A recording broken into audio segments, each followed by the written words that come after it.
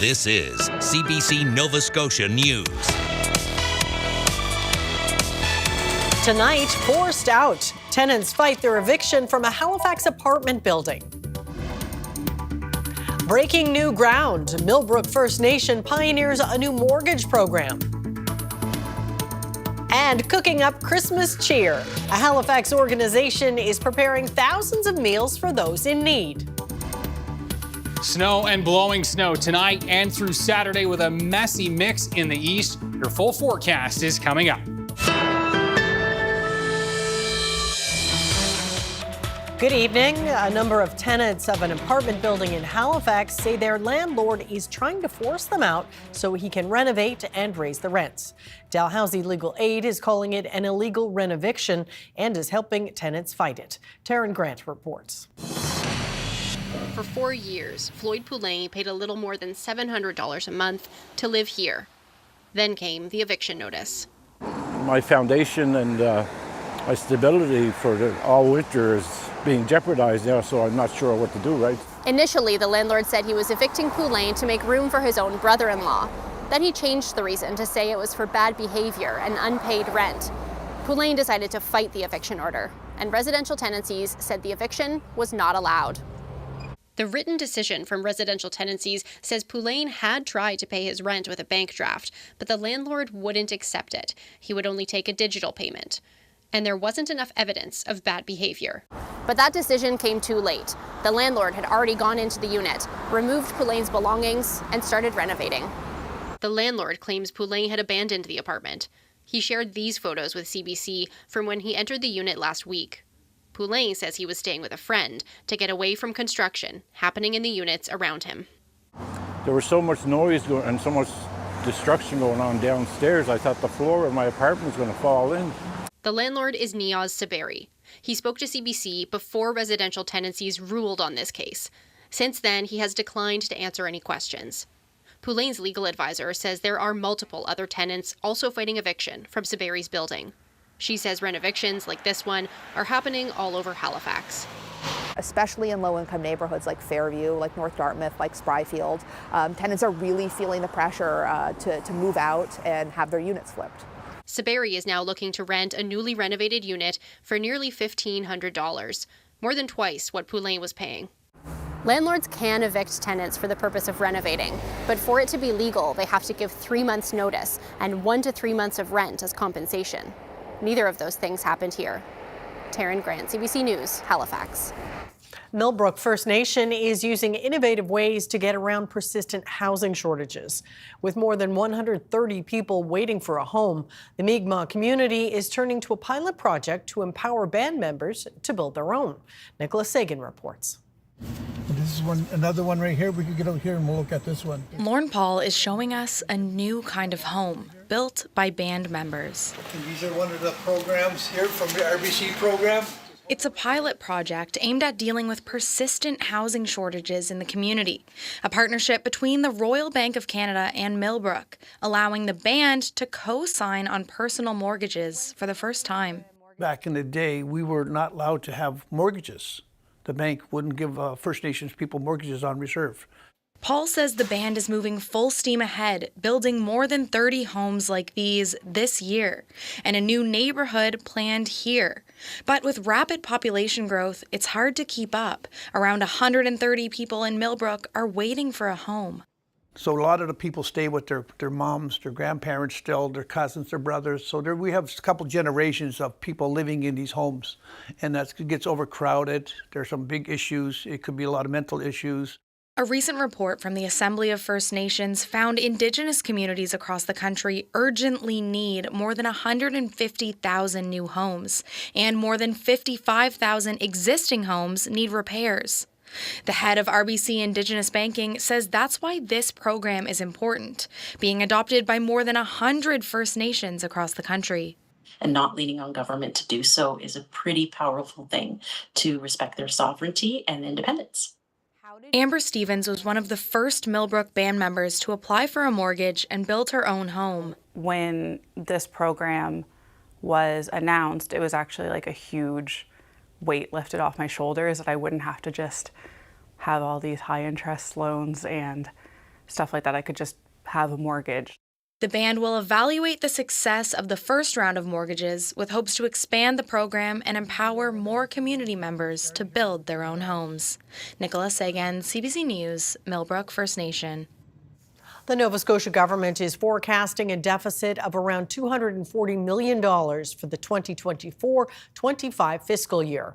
Finance Minister John Lohr released the numbers today. They show a shrinking deficit and even more revenue increases. Nova Scotia's economy is performing well in many areas, and we'll continue to monitor revenue sources and the trends that impact revenue. The government is also continuing to spend big outside its budget. So far for 24-25, it's $700 million. 15 government departments are over budget. Opposition says the PCs lack budget transparency. I don't think they care. I think this government has decided that Nova Scotians' money is their money to do with what they will. When virtually all departments are overspending, it kind of makes a mockery of the whole process that we do in the legislature each spring. The PC's ability to overspend could be facing major challenges. Population growth is slowing, and there remains the looming threat of tariffs being imposed by the U.S. government.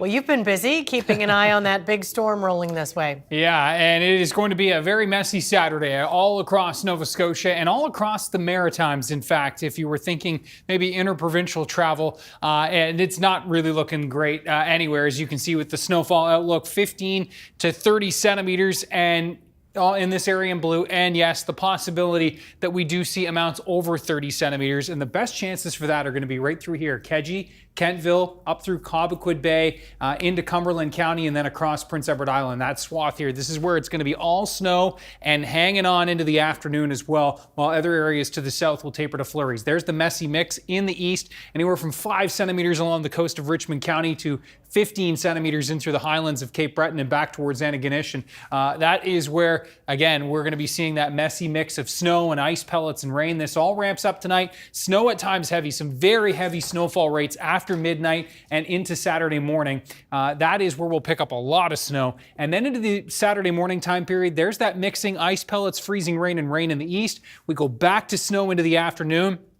Those northwest winds will kick in, and we're talking about gusts 60 to 70 kilometers per hour. And so blowing and drifting snow is going to be an issue, especially for northern areas. The Atlantic coastline, including Halifax, visibility likely increasing into the afternoon. But if you're thinking, okay, it's done and we can venture north, well, this is where it will really stay unsettled into the afternoon and really stay stormy is across the north. And note into Saturday evening, the change back to flurries and onshore flurries here for Cape Breton with gusty winds leading to blowing and drifting snow as well. Sunday is a quieter day, no question, but the onshore flurries and snow squalls are going to fire up for Cape Breton.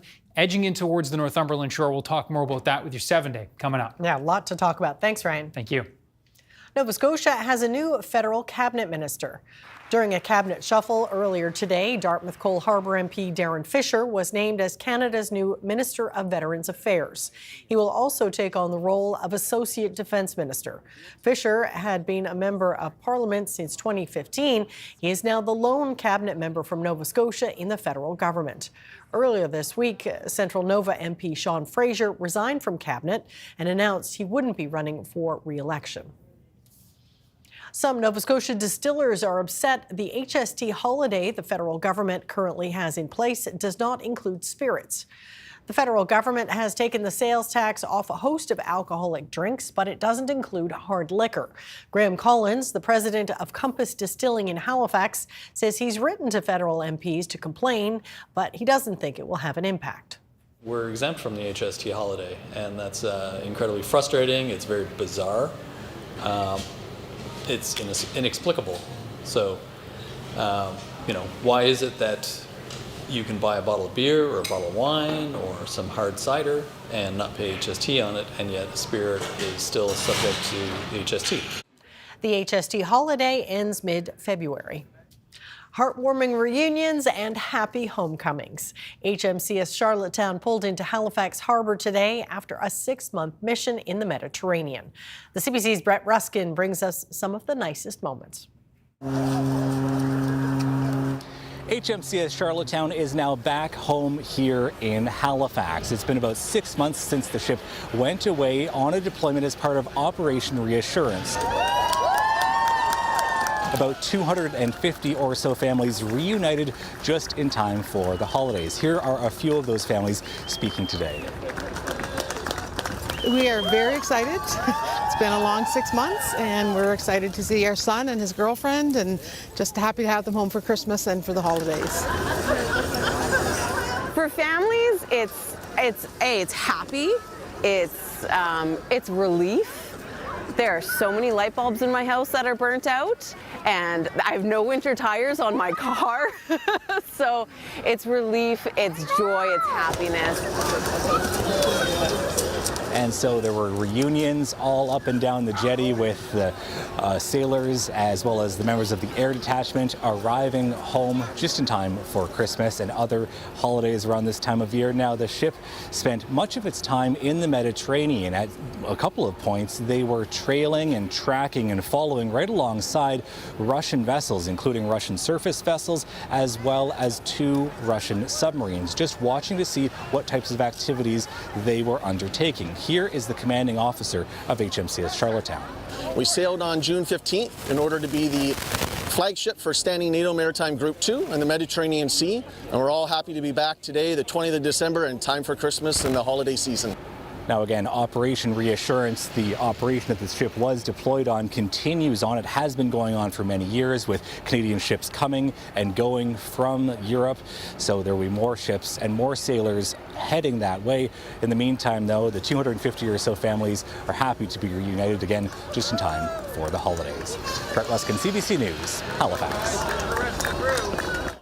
Theodore 2, the beloved life-size replica of Theodore tugboat that partially sank earlier this week, has now been safely righted and refloated. The tug began taking on water while docked at the Ontario shipyard in Port Weller. The cause of the sinking was unclear, but the owner said no one was injured.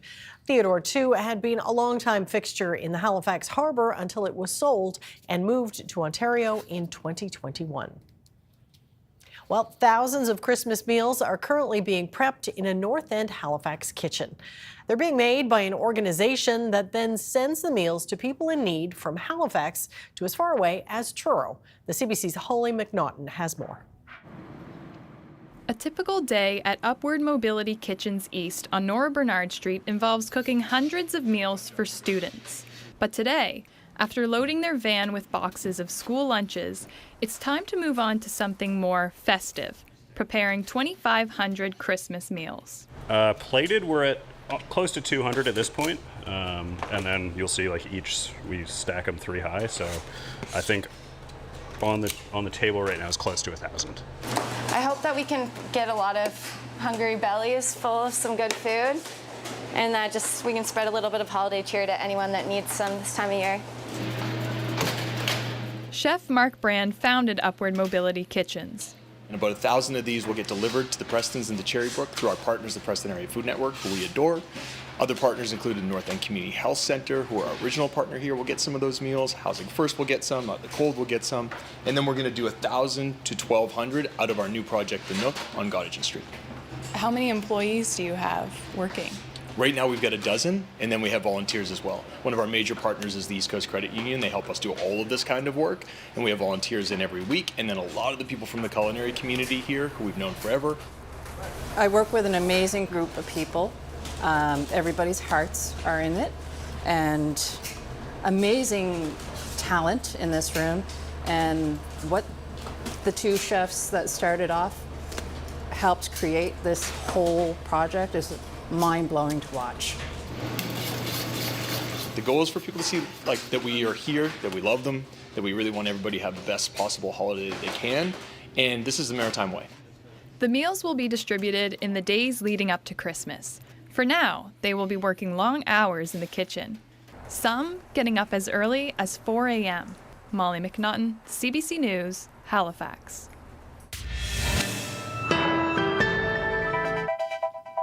There's a live look at Halifax this Friday evening. Ryan is up next with his full weather forecast, and he has a lot of ground to cover about that storm headed this way. We'll see you in a few minutes.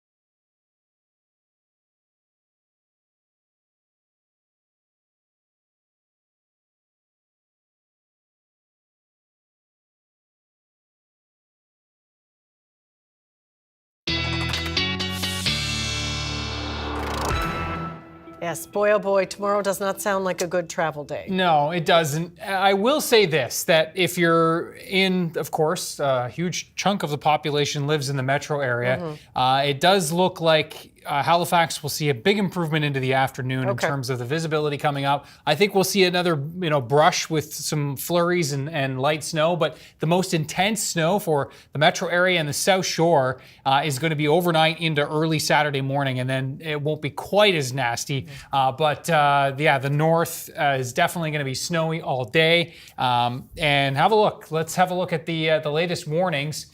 Snowfall warnings widespread, winter storm warnings in effect. The Valley, Hants, Colchester, Cumberland, and Colchester North, that is. And you can see that area in blue, that is going to be the spot. Should also mention the winter storm watch for northern Cape Breton, Inverness, and Victoria counties, and a special weather statement as well. But that area that's under the winter storm warning, that is going to be our best chance of seeing over 30 centimeters of snow.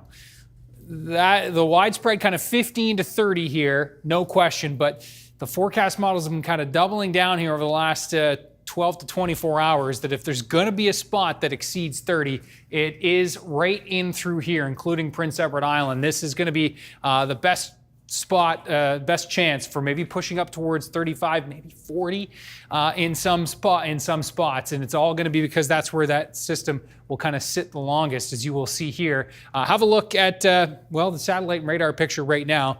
You can see just in the last radar return, starting to see that first push. We'll wait for it here. And there it is right there, just picking up that on the Halifax radar. That is that leading edge of that system, which is going to track in the cold air wrapping in on the other side of this system. And it is winter cold on the other side of this system, as we will all feel Sunday and into Monday. Northeast winds picking up tonight, widespread gusts to 50, though gusting to 70 in through the south and west. There is the timing. And again, I talked about those heavy snowfalls in through the South Shore region and Halifax through the overnight. This is it right here. It will be coming down 3, 4, maybe 5 centimeters per hour through those early morning hours of Saturday. By Saturday, by the time we're waking up in the morning, snow in the west, ice pellets likely mixing in for a time in through the metro area. Snow to ice pellets to freezing rain to rain, Cape Breton, Guysborough, and Antigonish. And then this again, as the system pivots, it's this area here that continues to stay into that steady snow. We're tapering to flurries in through the south and west, and we're looking at that snow wrapping back in for eastern areas. Cape Breton will also mix back to snow into the later stages of the afternoon, but a huge portion of the day, the island will be looking at rain and drizzle. Note the winds, looking at the gusts, widespread 60, but some gusts 70, even 80 kilometers per hour here along the Northumberland shore. So the wind is going to be a factor with snow and blowing snow there, and that will continue into Saturday evening. Temperatures right near the freezing mark, and so let's walk you through into Sunday. Overnight, things continuing to improve by Sunday morning, some sun, some cloud, but note this wind right in from the west and northwest, and that is going to set up the snow squall machine. Kings County for Prince Edward Island, Inverness County, pushing in across Cape Breton Island, and also pushing down towards Antigonish and Pictou counties, especially Sunday night into Monday, because the wind is going to shift to a little bit more northwest, and that will put you folks into the crosshairs more so late Sunday into Monday. But a heads up if you're traveling in this stretch, in this corridor through Sunday. Much of the province cold but bright, but yeah, certainly unsettled there. And that's going to be the case even into Monday as well, with those onshore flurries blowing in from the northwest. This system here was looking like it was going to dive to the south on Tuesday. Maybe not so much. High pressure, a little bit weaker into the mix here now. And so at the very least, it looks like we'll see some flurries on Christmas Eve. If that system is even a little bit further to the north, it could drop some accumulating snow. So if you have travel plans on Tuesday, Christmas Eve, keep an eye on the forecast the next couple days. That is one that could change a little bit. We are looking at Christmas and beyond, looking a little milder and a little brighter. Amy. All right. Well, it sounds pretty good overall. Thanks, Ryan. Thank you. Coming up, the fight for the Khyber building. We look back at the venue's historic presence in Halifax.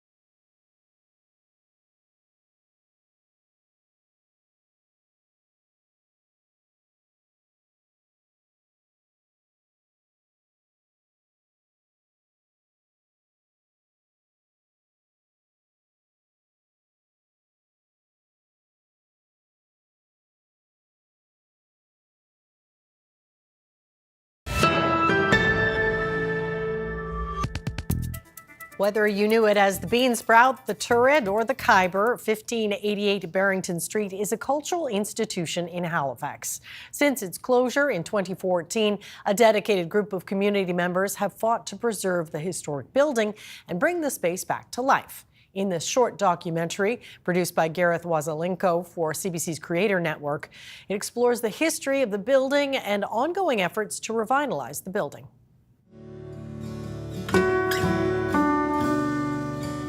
1588 Barrington is a legendary building in the city. I went to the Khyber and it was really a welcoming place for me. It's a Victorian Gothic revival building. It's got this giant turret on the front of it. There's something about the magic of the turret itself, of the building itself, and everybody that I've talked to in Halifax has a story from some time in the space. So the building at 1588 Barrington Street was built in 1888, and it was opened by the Church of England as the Church of England Institute. It operated like that for about the first 100 years, 1976 until 82. An organization called the Gay Alliance for Equality ran the Turret Club there.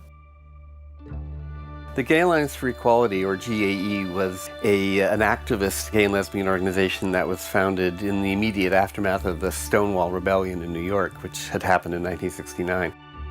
One of the reasons we needed a place of our own is because we could be legally discriminated against by other bars. Any bar or restaurant or business could refuse service to us legally. The club was on the 3rd floor up here, and that's just from the stairwell. This is the main space showing the dance floor. Over here in the corner is the turret itself, and that's where the DJ was.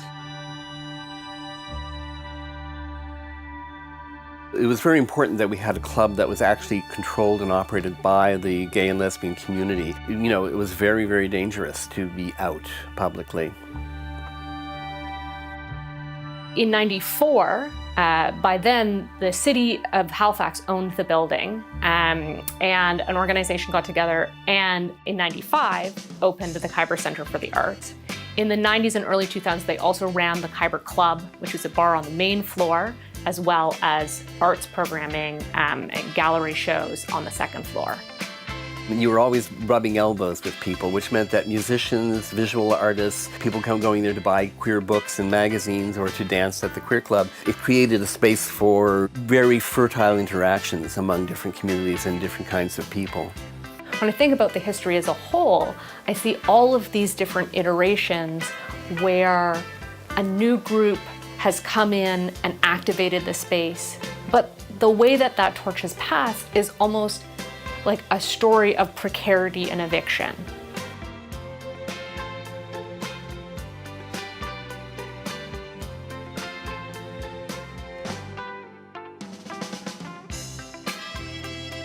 The building is now empty after asbestos was found inside, and some long overdue maintenance is now being done. In the winter of 2014, after evicting Khyber Center for the Arts and Nova Scotia Heritage Trust, rather than abate the hazardous materials found, the city chose to put that building on the surplus list, which would have meant it could have gotten sold to the highest bidder. So myself and folks from the Khyber and other interested community members got together and said, no way. At this meeting hosted by the Friends of the Khyber, they are rallying their supporters to try and send a message to council. The Friends of the Khyber already have 1,500 signatures on a petition to keep it as a public art space. Musician Joel Plaskett says the Khyber is an important part of Halifax's culture. If it goes, what it represents is bigger than the building itself. So after kind of the first big push to make sure that it was removed from that surplus list, it started to put together a plan of what would it look like if instead of the city owning the building and renting to artists, what if the community owned the building? This is 11.1 Administrative Order 50, disposal of surplus real property, 1588 Barrington Street, Halifax, commonly known as the Khyber. People would confuse the Khyber Center for the Arts with the Khyber building, And so we needed to kind of make a mark for ourselves as an organization and chose the name the Turret Art Space to nod to the queer history of the building. Our plan as a society creates an innovative reimagining of this building. For me, what drew me to the 1588 Society was I think a goal of bringing marginalized voices, marginalized communities to a central place. Downtown Barrington Street is about as central as you can get, I think. That motion is carried. All right, thank you. So buying the building in 2018 for $1 seems like, wow, that's the most magical win for the art sector in Halifax, and like this project could unfold the next day. But really, it's been a lot of work from 2018 till now to get the pieces in place to really activate our plan.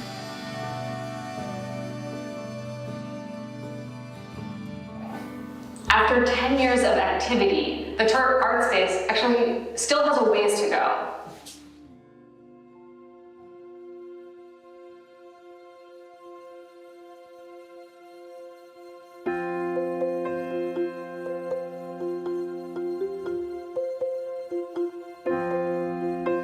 The whole life cycle of the artist is considered through professional development, and then the use of Leave Out Violence, and then the emerging artists of the Khyber.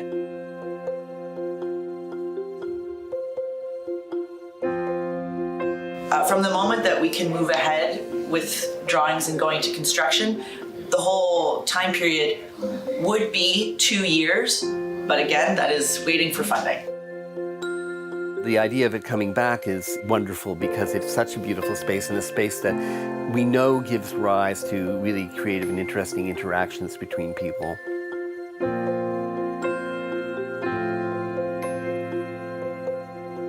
So I always say your nose is right on your face, right? But unless you have that reflected back to you, you have no idea what your nose looks like.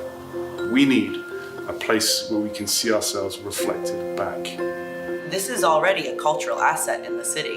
The Turret Art Space has just developed what we think is the best plan to activate it. It's already here. It is already the nose on the face. For all of the people who have come into this building, they will have those kinds of narratives. But I think at the heart, if you listen to those stories that people share, at the heart of it is that sense of completeness, a sense of wholeness. As elders, you know, we owe that to the next generation, a chance to be healthy, physically, mentally, spiritually.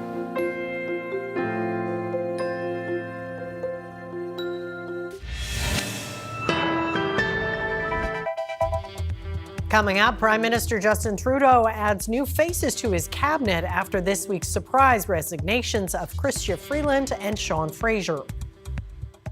And New Brunswick's scientific investigation into what's been called a mysterious brain illness is welcome news for many patients desperately searching for answers.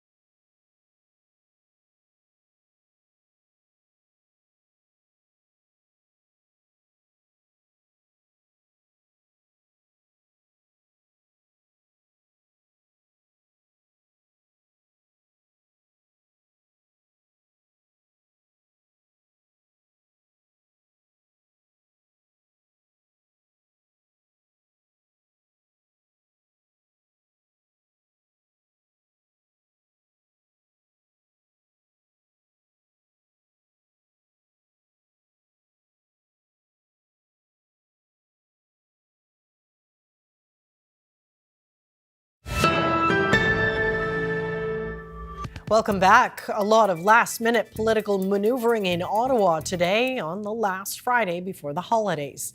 The leader of the NDP says his party will vote to bring down the Liberal government when Parliament resumes.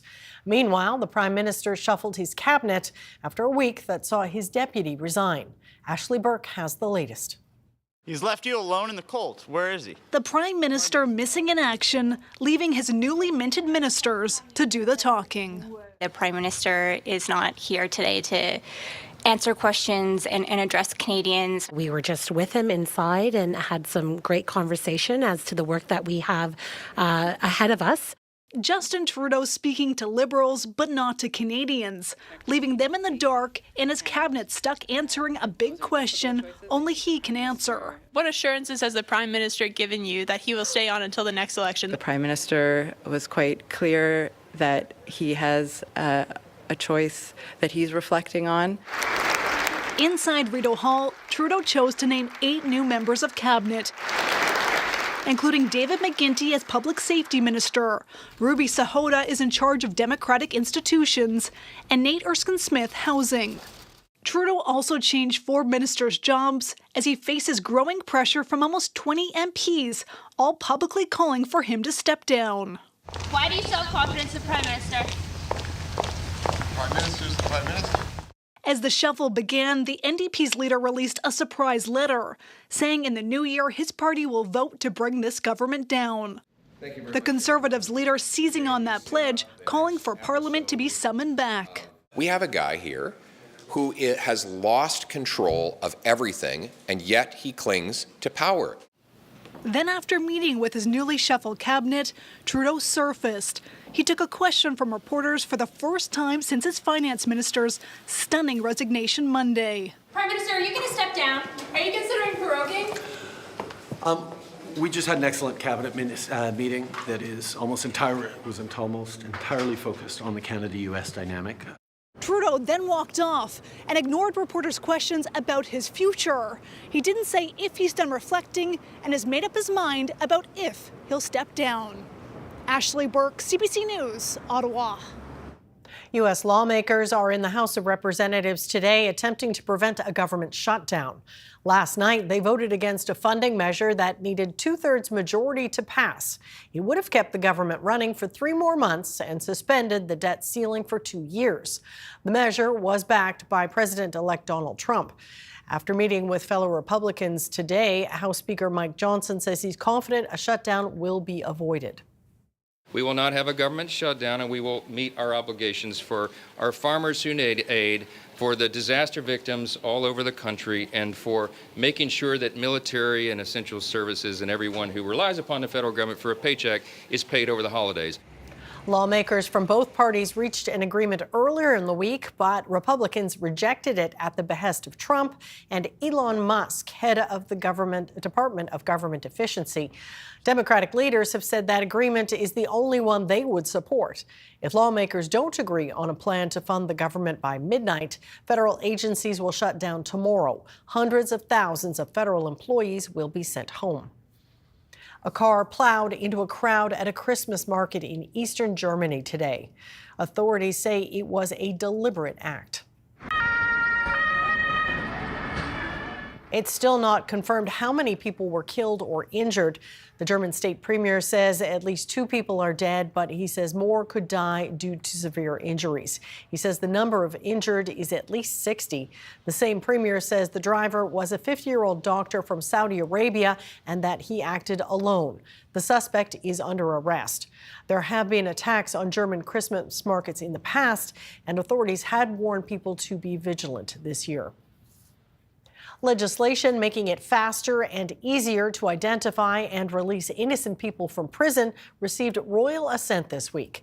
An independent body will be established to review wrongful conviction applications.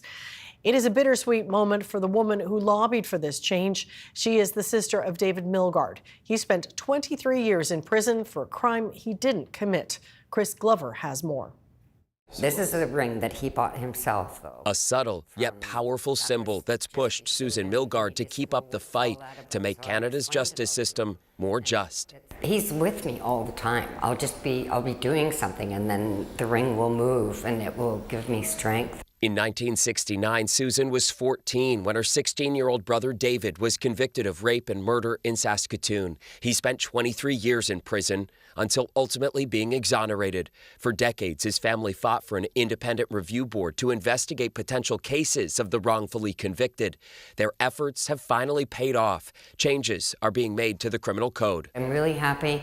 I'm actually very sad because Mom and David aren't here to see it. So I still have the original. You got the original. Yes. Prior to this, the only avenue was to appeal directly to Canada's Justice Minister, a rare and laborious effort. It's going to ensure that the experience of the Milgaard family is not repeated. Justice Minister Arif Virani touting the new law at the Toronto offices of Innocence Canada, a nonprofit currently working on some 130 cases of potential miscarriages of justice. Do your best to get it right, because if you don't, David and Joyce Milgaard's law is lurking, waiting to correct justice. The group's co-president, Ron Dalton, spent 8.5 years in prison for murder. He was exonerated after winning on appeal. What we're now trying to do is make sure we find better ways to catch it and fix it much more quickly, so we can all have some confidence in our justice system. The new law requires convicts exhaust appeal processes before turning to the independent commission. It may not have actually affected my particular case, but many of the other cases we would have dealt with much faster. The Justice Minister says it will take time to hire the commissioners, but he's committed to it. Every single day is another day that how many wrongfully convicted are still in prison. Even though you might think her advocacy is over. Not just David and Mum are keeping an eye on him, I will be too. Susan says she'll be watching closely to ensure what's now in law actually comes into practice. Chris Glover, CBC News, Toronto. New Brunswick's new government is on track to launch a scientific investigation into what's being called a mysterious brain illness. As Kayla Hounsel shows us, it's welcome news for many patients desperately searching for answers. Oh, that's the spot. Oh, yeah, there's the spot. Sarah Nesbitt finds comfort in horses. She's been sick since 2020. Bowels, bladder, numbness and tingling, spinal pain. She says she's encouraged New Brunswick's new premier has met with the Prime Minister. Thrilled that we've just had the chance to sit down. And asked him for funding declined by the previous provincial government to help get to the bottom of what's making her and so many others sick. For a long time, the patients, we didn't have anything to look forward to. There was nothing. It doesn't exist. It's all in your head. Nesbitt is a patient of Dr. Alier Marrero, a Moncton neurologist who claims there's a mystery neurological syndrome now affecting hundreds of New Brunswickers and people in 6 other provinces. He says 42 people have died. The former Progressive Conservative government sounded the alarm about the new disease in 2021, but a year later said there was no link among the patients. The committee has concluded that no such syndrome exists. A lot of patients are still struggling to trust that it's going to be followed through on. So one step at a time. Thus far, she has followed through on her word. The Public Health Agency of Canada confirms it received a formal request for federal assistance from New Brunswick last week. It says a federal epidemiologist is now reviewing and refining the province's plan. It's very important to us. In fact, it's in my mandate letter. The province's new health minister, also a physician, says the review will be complete within a few months. Then PHAC will look at that to assess the integrity of that, the validity of that, and then they will help us. We will draw conclusions. They will look at what we conclude. Glyphosate is a binder to heavy metals.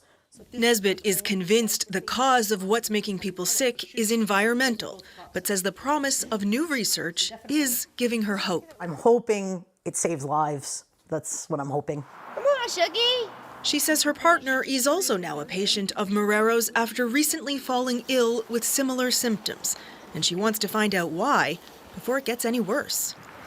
Kayla Hounsel, CBC News, Cannon Station, New Brunswick. A 5-year-old Jersey named Delphi was crowned grand champion at this year's Royal Agricultural Winter Fair in Toronto, the 7th such champion from PEI. It was just another honor for the cow owned by Blair and Jamie Weeks of Pleasant Valley. The CBC's Nancy Russell introduces us to Delphi. This is Delphi.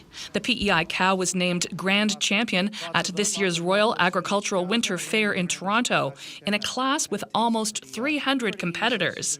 The 5-year-old Jersey is making quite a name for herself. It is probably one of the, if not the best Jersey show in the world. The best cows in North America show up at the Royal Winter Fair to show, and to come out on top is quite special. Jamie Weeks was in the ring for Delphi's big win. She says it was nerve-wracking. There's a lot of eyes on you, a lot of pressure. Make sure she looks good. And things almost didn't go as planned. She did try to lay down this year. She was pretty full of milk and pretty tired, so she was done at this point and made a pretty good attempt to lay down. Jamie Weeks managed to keep Delphi standing up. Delphi was named Grand Champion as well as Senior Champion and Best Udder in class. The Weeks also had the Reserve Champion in the Jersey class. It was pretty neat. It was a pretty cool year for us, and we think a lot of Delphi, so it's pretty cool to have her do it for us. Blair Weeks was also a judge at the Royal this year for the black and white Holsteins, selected by his peers.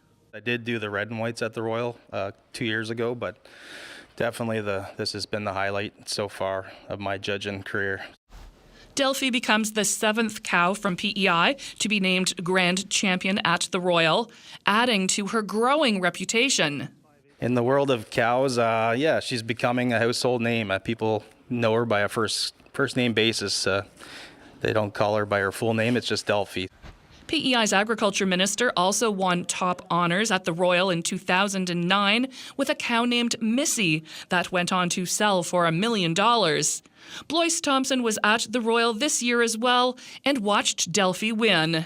For a little Prince Edward Island, that's huge. Per capita, we're shooting well above our weight here. Delphi has 4 owners, each with a share.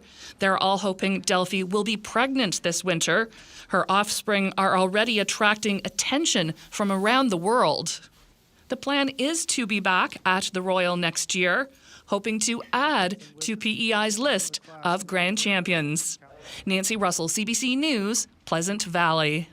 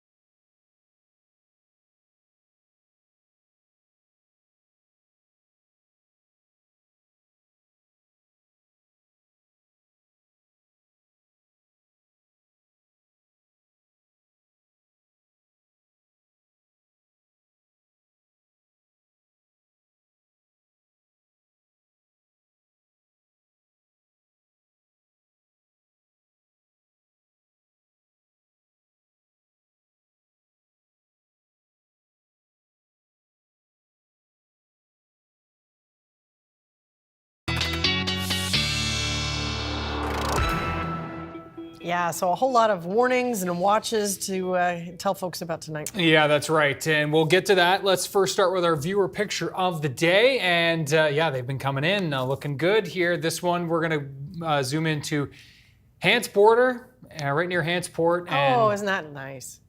Nice full moon. Cal, of course, he sends really great pictures all the time. He does. And thanks to Cal Kilcollins for this. Ryan's picks at cbc.ca. That tree is going to look a lot snowier tomorrow, which will, of course, add to the festive scene. But yeah, getting around tomorrow is going to be a bit of an issue as those snowfall warnings are in effect. And we'll see lots of digging out. And, of course, winter storm warnings in effect for northern areas, the valley, through Hants and into the Cumberland, Colchester North areas. That's going to be our best shot at exceeding 30 centimeters of snow by the time we get to the end of Saturday. Winter storm watch is in effect for Inverness and Victoria counties. That spot there, we'll have to keep an eye on for the potential for winter storm warnings to expand to there tomorrow. That's going to be the best shot of amounts near 15 centimeters for Cape Breton. Amounts will drop off, I think, closer towards 5 to 10 as we move down towards the Atlantic coastline. Now, as we look at the temperatures, yeah, they'll get up to 5-6 degrees in Cape Breton tomorrow. So potential that what snow falls overnight, especially Richmond County, eastern Cape Breton County, melts away, but then those onshore flurries will kick back in on Sunday. There's the system again, kind of moving through throughout the day, the western central areas of the province into the snow, that messy mix in the east. And then we're back to flurries as we turn the page into Sunday. It's a nicer day, but we've got those onshore flurries and the risk for snow squalls for Sunday and into Monday across Cape Breton. But the mainland looking okay. Flurries, maybe some snowfall Christmas Eve. Keep your eye on that forecast over the next few days. Okay.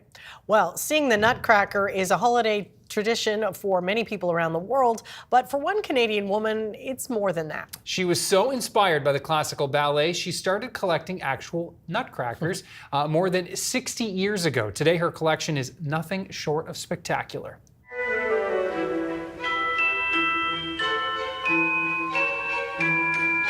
I started in 1962, my first nutcracker when my husband and I got married, and it's grown since then. I'm Gloria Archer, and I'm the one who collects all these nutcrackers. I think a lot of them started with the ballet, the Nutcracker ballet that comes out every Christmas. And I love the music and the dancing, and I started with one little one, and it just kind of grew from there. I get them for gifts from my kids, and I have a very special one here, and my granddaughter's going to kill me. But she did this for me when she was 3 years old. I just love it.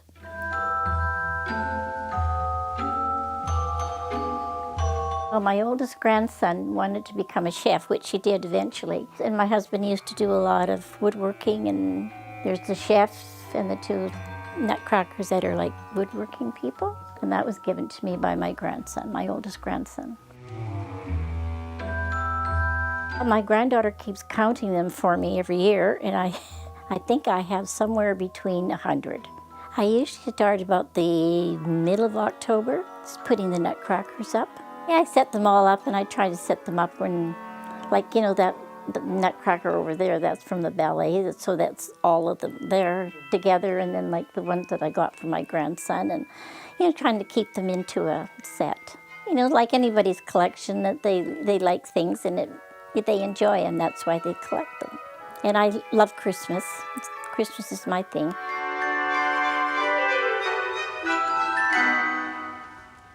She's got the Christmas spirit. Absolutely. That's it for us tonight. Thanks for watching, and we'll see you next time. Stay safe.